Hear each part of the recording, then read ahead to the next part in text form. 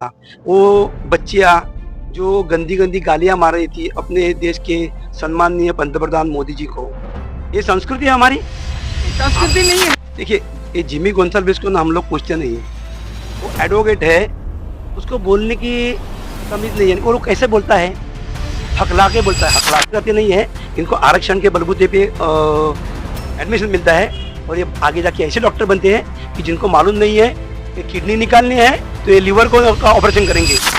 नमस्कार, मैं गोपाल सिंह और आप देख रहे हैं रियल न्यूज नेटवर्क। दोस्तों, पिछले दिनों सीजेपी आंदोलन को लेकर के वसई विरार शहर में बड़ा आंदोलन कहा जाएगा, जिसमें शिवसेना, यूबीटी से लेकर के बहुजन विकास आघाड़ी, कांग्रेस हो, सभी विरोधी पक्ष एकजुट हुए थे। और इसी मुद्दे पे मेरे साथ में बातचीत करने के लिए भारतीय जनता पार्टी के नेता भूपेश राउत जी। तो बने रहिए और देखते रहिए रियल न्यूज नेटवर्क। क्या कहेंगे, बड़े पैमाने पे वसई विरार में भी सीजेपी का आंदोलन रहा, उसमें विपक्षी पार्टियां भी जमकर हिस्सा लिया था, क्या कहेंगे इस? सबसे पहले मैं आपसे ये अनुरोध करता हूँ कि सीजेपी, जिनका फुल फॉर्म है कॉकरोच जनता पार्टी, नहीं जनता पार्टी। जंत मीन्स मालूम है ना आपको? कृमि, उसको कृमि जंतु बोलते हैं, बराबर, इंसेक्ट है वो। आपने अलग नाम रख दिया उसका। नाम है कौन, अभिजीत दीपके ना, अभिजीत दीपके। उसका बैकग्राउंड क्या है, वो किसका आदमी है, उसके माए बाप कौन है, आपको मालूम है? जनता को मालूम पड़ गया है। इसने स्टूडेंट के हित के लिए प्रोटेस्ट किया, मीन्स जो नीट के पेपर जो लीक हो गए थे, बराबर। अभी वो बार बार उसने जंतर मंतर पे धरना दिया और एक ही मांग थी, पहली मांग उनकी थी कि धर्मेंद्र प्रधान का राजीनामा चाहिए। ठीक है, अपने जो एजुकेशन मिनिस्टर धर्मेंद्र प्रधान थे, उन्होंने एक 15-20 दिन के बाद राजीनामा दे दिया। उसका रीजन क्या था? Paper leak. जैसे ही महाराष्ट्र से पेपर लीक हो गया नीट का, राज्य सरकार ने उनके ऊपर जो कल्प्रिट थे जिन्होंने पेपर लीक किया, वो 13 लोगों के ऊपर तुरंत कार्रवाई की, उनको जेल के अंदर डाल दिया, बराबर। जिन्होंने पेपर लीक किया उनको। अभी धर्मेंद्र प्रधान जी का राजीनामा ये क्यों मांग रहे थे, क्या, ये तो सबको मालूम पड़ा है, सोशल मीडिया में पता चला। लेकिन आपके ही महाराष्ट्र के एक बड़े नेता ने कहा कि वो तो विष्णु का अवतार माना जाएगा। कौन? अभिजीत दीपके। उनके बारे में ही कहा है यूबीटी के नेता ने। कहा अपने विष्णु भगवान का किसी के साथ भी कुछ भी बोलने का कि किसका अवतार है? इनका अवतार है ना, वो जो सब दुनिया ने और पूरे जनता ने देखा क्या अवतार किया था। वो बच्चियां जो गंदी गंदी गालियां मार रही थी अपने देश के सम्माननीय पंतप्रधान मोदी जी को, ये संस्कृति है हमारी। संस्कृति नहीं है, लेकिन एक विरोध में निकलता है। लोग कहते हैं, जो विपक्षी पार्टियां हैं वो सब कहते हैं कि एक जोश में एक विरोध, जो मतलब नीट परीक्षा जो रद्द हुई उसके विरोध में वो निकला हुआ स्वस्फूर्त एक विरोध स्वरूप था वो। मैं बोलता हूँ ना, विरोध करना चाहिए।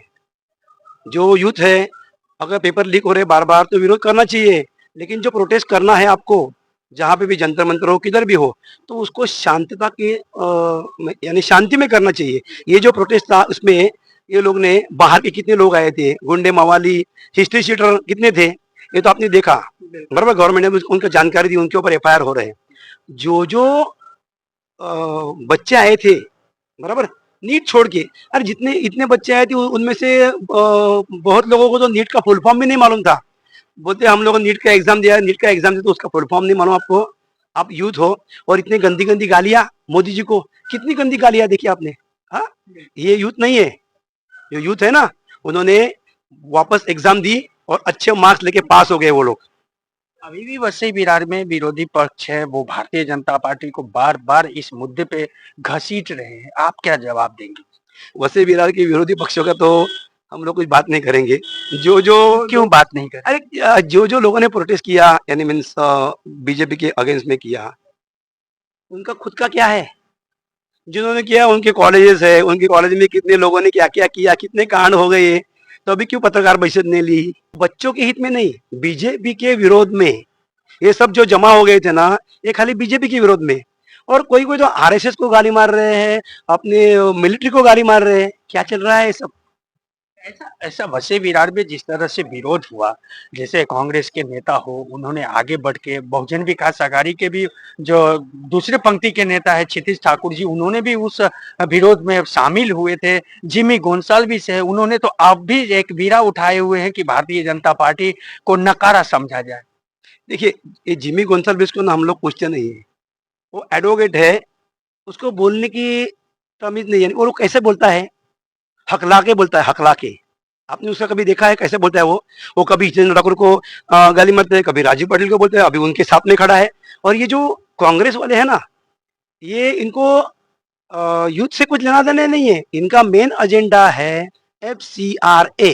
इनकी फॉरेन फंडिंग जो है ना, इनको अमेरिका से, ऑस्ट्रेलिया से, न्यूजीलैंड से जो फॉरेन फंडिंग आ रही थी ना, और फॉरेन फंडिंग से ये लोग यहाँ पे धर्म परिवर्तन कर रहे थे, ये सब अभी बंद हो गया है, इसलिए वो बौखला गए हैं। ये बिल तो आने वाला है, तो क्या इससे भी बड़ा आंदोलन होगा वसई विरार में? कौन सा आंदोलन, कौन आंदोलन करने वाले, इनको कौन पूछता है? इनका नेता है वो पप्पू, उसको तो खुद को कुछ आता नहीं है। वो बोलता है यहाँ से मैं आलू डालूंगा, वहां से सोना निकालूंगा। ऐसे आदमी क्या देश का पंतप्रधान बन सकता है? हाँ, उसकी कुवत है क्या? क्या संदेश देंगे वसई विरार के युवकों के लिए जो एग्जाम की तैयारी करते हैं, जो अच्छे एग्जाम नीट हो, मेडिकल की बात हो, ऐसे सब एग्जाम के लिए उन बच्चों के लिए क्या संदेश रहेगा भूपेश रावत का? मैं इतना ही बोलता हूँ बच्चों को, ये जो स्टूडेंट है, अपनी पढ़ाई करो, पढ़ाई के ऊपर फोकस दे दो। अभी इसके आगे पेपर लीक तो मोस्ट प्रोबेबली नहीं होने वाले, क्योंकि मोदी जी ने तो नया कानून अभी राज्यसभा में और लोकसभा में भी पारित हो गया है, बराबर। तो आप पढ़ाई के ऊपर फोकस दो। ये जैसे कॉकरोच पार्टियां जो आ गई है ना, इनके साथ में मत रहो, अपना भविष्य देखिए और आगे बढ़िए। आप देश के युवा हो, आपको इसके आगे जाके देश चलाना है। इसमें से कोई राजनीति में आएगा, कोई डॉक्टर बनेगा, कोई इंजीनियर बनेगा, उसके ऊपर फोकस कीजिए। और दूसरी सबसे बड़ी बात, ये जो प्रोटेस्ट हो गया, ये हो गया पेपर लीक। मैं एक बात बताता हूँ, पेपर लीक हो गया है, चलो कि मानता हूँ पेपर लीक हो गया, लेकिन इसके पीछे सबसे बड़ा एक मुद्दा है, जो मैं भी अभी बोलता हूँ, आरक्षण का। अगर एक 95%, 92%, 90 के अबाव परसेंट में 90 के अबाव जो परसेंटेज निकलते हैं, जो भी कोई भी कास्ट के हो, उनको पहला एडमिशन नहीं मिलता। लेकिन जो 70%, 50%, 60% पे जिनको मार्क्स मिलते हैं, जो आरक्षण में है, हाँ, उनको पहले एडमिशन मिलता है। यही आगे जाके डॉक्टर बनते हैं। हाँ, इनके डॉक्टर नहीं है, ये पढ़ाई करते नहीं है, इनको आरक्षण के बलबूते पे एडमिशन मिलता है। और ये आगे जाके ऐसे डॉक्टर बनते हैं कि जिनको मालूम नहीं है कि किडनी निकालनी है तो ये लीवर को का ऑपरेशन करेंगे, हार्ट हार्ट का है तो ये किडनी का ऑपरेशन करेंगे। ऐसे डॉक्टर बनते हैं। जो युवा जो मेरिट में है ना, तो मेरिट वालों को पहला प्रेफरेंस देना चाहिए, आरक्षण निकाल देना चाहिए। एजुकेशन में आरक्षण नहीं चाहिए। आरक्षण ही देना है ना, तो बॉर्डर पे दे दो ना, जहां पे हमारी आर्मी है ना, उधर भी आरक्षण दे दो सबको। इनको जाए तो बॉर्डर पे, पता चलेगा तभी। देखा आपने, ये थे भूपेश रावत। सीजेपी को उन्होंने कॉकरोच जंतु पार्टी तक कहा, जो कि जनता पार्टी के नाम से जाना जाता है। और आरक्षण को लेकर के भी उन्होंने कहा कि बॉर्डर पे आरक्षण दो, एजुकेशन में नहीं, क्योंकि ये डॉक्टर बनके किस चीज का ऑपरेशन करेंगे उनका पता नहीं। आपकी प्रतिक्रिया क्या रहेगी कमेंट के माध्यम से जरूर बताएं। चैनल को लाइक, सब्सक्राइब और शेयर करना ना भूलें।